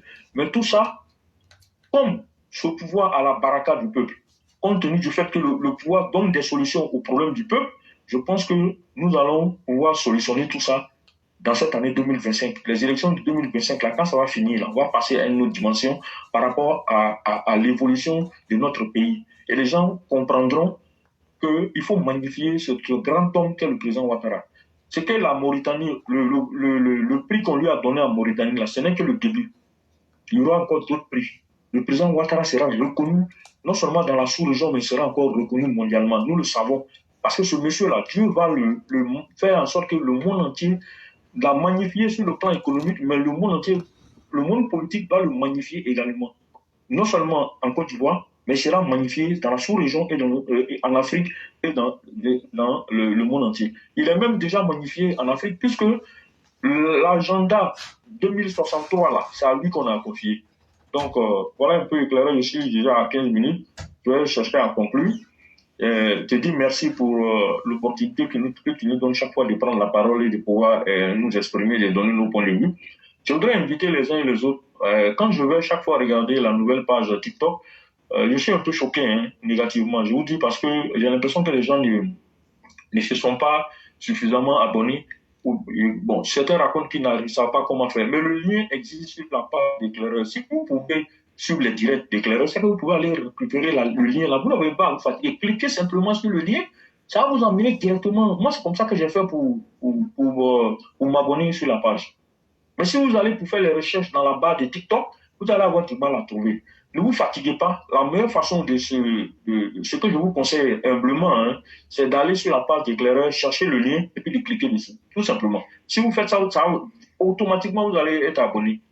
Parce qu'on n'est même pas, je ne sais même pas si on a atteint 500 personnes actuellement. Moi, avant de me connecter pour le direct, j'ai regardé. Et c'est triste, c'est pas normal. Moi-même, avec ma page Facebook, ma page TikTok, j'ai plus d'abonnés que les éclaireurs. Alors que c'est pas possible. Éclaireur a plus d'abonnés que moi. Donc, c'est pas normal. Les gars, je vous exhorte, d'ici dimanche là, Inch'Allah, on a opération 72 heures. Il faut qu'au plus tard, samedi matin, quand on se réveille, on clique, on a atteint on est au moins à 1500 personnes pour que le tirage du dimanche puisse se faire le plus tranquillement possible. Parce que l'autre page a été tellement attaquée, tellement vilipendée par les ennemis, que nous sommes obligés de créer cette seconde page-là pour pouvoir arriver à nous exprimer correctement sur TikTok, parce que c'est tout à fait normal. Le diable ne va pas toujours remuer sa queue pour nous empêcher d'évoluer. Donc, longue vie aux différentes pages éclaireurs pour vérité, que ce soit sur TikTok, que ce soit sur Facebook, que ce soit sur YouTube, sur toutes les plateformes sociales possibles. Que Dieu nous accorde à tous longue vie et bonne santé, que Dieu nous permet de réaliser nos rêves les plus secrets et tous nos vœux dans nos cœurs, pour nous, nos familles et nous-mêmes puissent se réaliser. Que Dieu accorde longue vie et bonne santé au président Ouattara, que Dieu protège la Côte d'Ivoire contre tous les ennemis connus et inconnus. Mais Sali, vraiment, je te remercie pour ce que tu as dit concernant Soro Guillaume. Franchement, c'est l'un des éléments les plus dangereux qui puissent exister parmi les opposants. Parce que lui, il n'a rien d'autre en tête que la violence. C'est tout à fait normal, c'est dans ça seulement qu'il a grandi. Il ne connaît rien d'autre que ça. Et Inch'Allah, cet enfant-là va finir de la pire des manières possibles. Ça, que tout le monde note ça. Parce que leur parrain là, même là, s'il ne fait pas attention cette année 2025 là, il va tomber. Ah oui, il va tomber, leur parrain là, leur parrain. Le gros costaud, ce qu'ils considèrent comme étant leur grand parrain, les trois pays là même, ils considèrent comme étant leur patron là, leur parrain là, leur nouveau maître là. S'il ne fait pas attention, Inch'Allah, cette année 2025, on ne va pas arriver en octobre. Wallah, il va tomber. Même les trois là même là, leurs jours sont comptés. Ce n'est pas nous. Ce que tu as dit là, mais Sali là, c'est ça. C'est Dieu qui t'a inspiré et qui t'a dit ça. Et ça va venir du fait que ils ont aidé le petit là. Le malheur qui est derrière lui là. La malédiction qui est derrière lui là, c'est cette malédiction-là qui va attraper les 3 pays-là. Et comme ces 3 pays-là se connectent sur l'égrégore négatif de leur patron qui est en haut là, il y aura un retour à l'envoyer là-bas. Lui aussi va prendre drap. Voilà. Notre marche vers le bonheur pour tous dans ce pays-là, le développement de la Côte d'Ivoire, ce n'est pas eux qui vont arrêter ça. Ils n'ont qu'à se le tenir pour dire, parce que nous, on ne vivra pas au même niveau que nous. On a d'autres chats à fouetter. On cherche à développer notre pays. On cherche à ce que notre pays avance. On cherche à ce que les habitants de ce pays-là soient heureux et qu'ils aient le bonheur. Que Dieu accorde le bonheur à chacun d'entre nous. Que Dieu nous accorde tous longue vie et bonne santé. Voilà. Voilà ce que je voulais dire, éclaireur. Vraiment, encore une fois, bonne continuation à nous tous. Vraiment, merci beaucoup, cher René. Merci à tous ceux qui nous ont suivis aujourd'hui. Et vraiment, merci pour tout ce que vous avez dit, des paroles très sensées qui doivent amener les uns et les autres à réfléchir. Et cher EPV, ce que l'aîné a ressenti, c'est exactement la même chose que j'ai ressenti. En réalité, il y a beaucoup qui parlent, mais qui ne sont réellement pas avec nous. Parce que si les gens étaient avec nous, en 24 heures, on devait déjà avoir les 1000 abonnés. Mais de toute façon, et comme on le dit, hein, à l'impossible, nul n'est tenu. S'il n'y a pas ce qu'il faut, on ne peut pas demander autrement. Et donc, le dimanche prochain, il ne faudrait pas que quelqu'un envoie un message pour dire « Ah, on n'est pas sur TikTok ». Je préfère dire pour moi en même temps. Tous ceux qui vont se tromper pour me demander « Ah, mais sur TikTok, il n'y a pas eu de direct là. Je vais vous bloquer sur toutes nos pages. » Ça, c'est moi. Et je préfère dire ce que je vais faire. Parce que chacun de nous a une responsabilité. Quand tu aimes quelque chose là, tu partages avec ceux que tu aimes. Et tu leur dis comment il faut faire. Pour qu'ils soient là eux aussi. Mais tout ce qu'on fait là, vous ne partagez pas. Vous n'informez pas les gens que vous aimez. On est toujours là, en train de rouler sur nous-mêmes. Et c'est vous encore qui partez prendre. Ah, les opposants ont dit ça là. Pourquoi on vient de causer? Comme si c'est nous, on vit au dépend des opposants. De toutes les façons, moi pour moi. Et c'est la même chose. Je vais dire à Maman Sali. Si quelqu'un lui envoie un message pour dire il n'y a pas de direct là, elle n'a qu'à m'envoyer les noms là. Je vais tout bloquer. Sur Facebook, YouTube, tout. Même, je vais tout bloquer. Ça, c'est moi.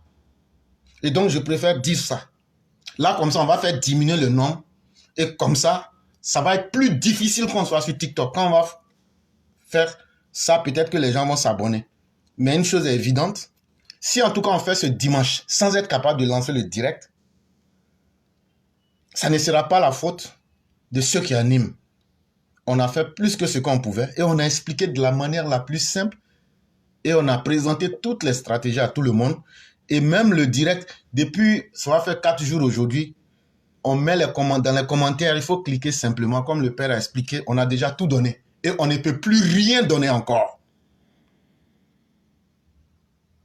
Et donc, nous disons à tous, la balle est dans le camp des EPV. Soit on atteint le nombre pour se faire respecter, ou soit on montre que nous n'en valons pas la peine. Mais il faudrait que... Nous sommes dans une année qui sera dure. Hein? Et donc les propos là, ça ne sera pas tendre. Et vous voyez, si vous remarquez, mes propos sont en train d'être durs de jour en jour. Ça sera et avec les EPV et avec les opposants. Parce que c'est l'année où on va se faire respecter. Parce que pour quiconque connaît le niveau et l'intensité du danger auquel les gens veulent nous confronter, on ne peut pas s'amuser. Et c'est une année. Ce n'est pas chez les opposants que vous allez aller vous renseigner. Mais si vous-même, vous ne rendez pas votre canal d'information efficace, si vous-même, vous ne vous faites pas respecter en allant prendre l'information là où il faut, on ne peut rien faire pour vous. Et ça, il faudra qu'on se le dise dès le départ. Tous ceux qui sont des hésitants, tous ceux qui n'ont pas confiance en eux-mêmes, quittez derrière nous. Quittez dans la classe éclaireur pro-vérité. Tous ceux qui avancent en masse, en mode hypocrite, quittez derrière nous. On n'a pas besoin du groupe. On a besoin de l'efficacité, de la qualité. Et donc, si nous sommes vraiment dignes, nous les EPV, d'ici demain, là, vendredi, là, on doit atteindre les 1000. On doit atteindre les 1000. Si on n'atteint pas les 1000, c'est que c'est une honte pour nous. C'est une honte pour nous.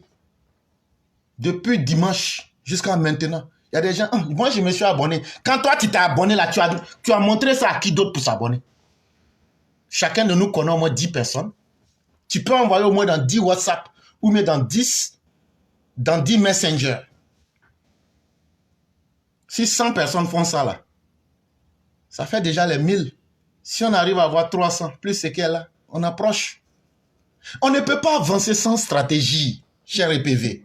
Et on ne peut pas avancer en se disant que on va prendre la nourriture comme de la... et puis mettre ça dans vos bouches. C'est ce que j'ai dit. On fait un direct, ça se coupe, c'est fini, on laisse tomber. Moi, je ne vais jamais faire sortir de ma bouche, partager direct, jamais. Parce que je ne prends pas pour me nourrir. Et c'est un service public que nous rendons. Mais si nous-mêmes, nous ne pouvons pas faire la promotion de ce qu'on dit qu'on aime là, on dit qu'on est EPV, mais on fait quoi sur le terrain pour montrer qu'on est efficace? Rien, tout est dans la bouche. On est ici, là, on est plus de 2000 personnes, 3000 personnes.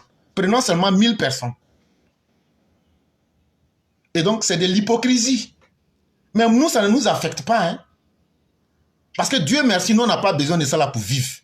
Et c'est vous qui êtes là sur le direct là. C'est vos parents qu'on est en train de sauver. Sinon, nous, nos parents sont ici au chaud. Nos enfants sont ici au chaud. Si vous n'avez pas la capacité d'avoir la conscience morale de sauver vos parents et de les inclure pour qu'ils comprennent la chose, parce que vous ne pouvez pas aimer quelque chose et dire que vos parents n'aiment pas. Allô? Oui, cher. Je suis en ligne sur l'autre, je te rappelle.